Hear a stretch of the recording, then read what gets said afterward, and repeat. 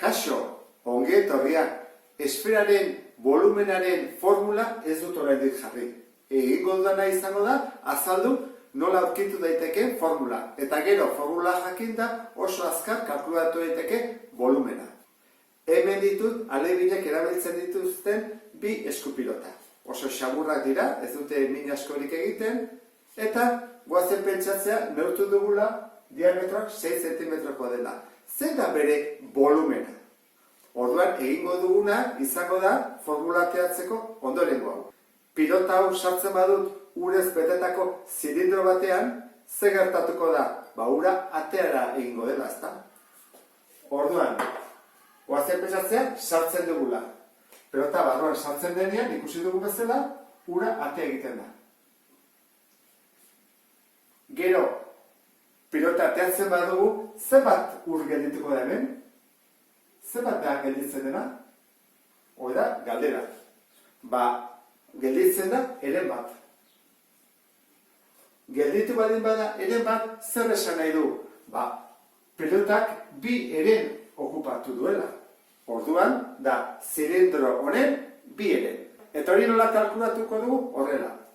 Volumena berdin, bi eren zilindroaren volumena. Zilindroaren volumena zein da?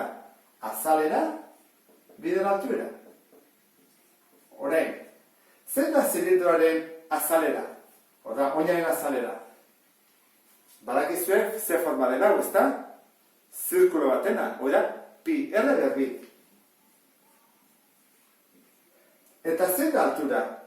Esan dugu, izan behar duela, pelotaren altura berdina. Pilota horrek ze altura du? R gehi R, pi R, ezta? Bi R. Guazen dut txukun jartzea. Bi bider bi, lau. Pi, R berbi bider R, zen bada hori? R berbi bider R, hori da R bider R bider R, da R ber iru. Eta zatitzen dago iruki. Hori da guk erabiliko dugun formula. Eta ikasi behar duguna. Lau pi R berriru, zatiru. Hau jakinik oso azkar kalkulatu ezakegu pilota baten volumena.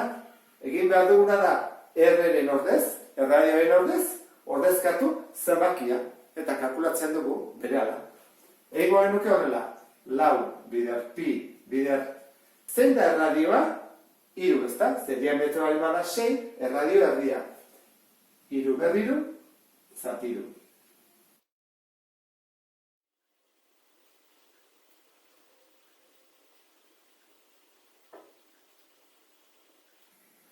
Ehun eta hamairu koma bat. Borobilduta. Zentimetro kubiko. Ikusten dezun bezala, erradioa baldin badugu, volumena berala kalkulatu daiteke. Beste bat arte, agur.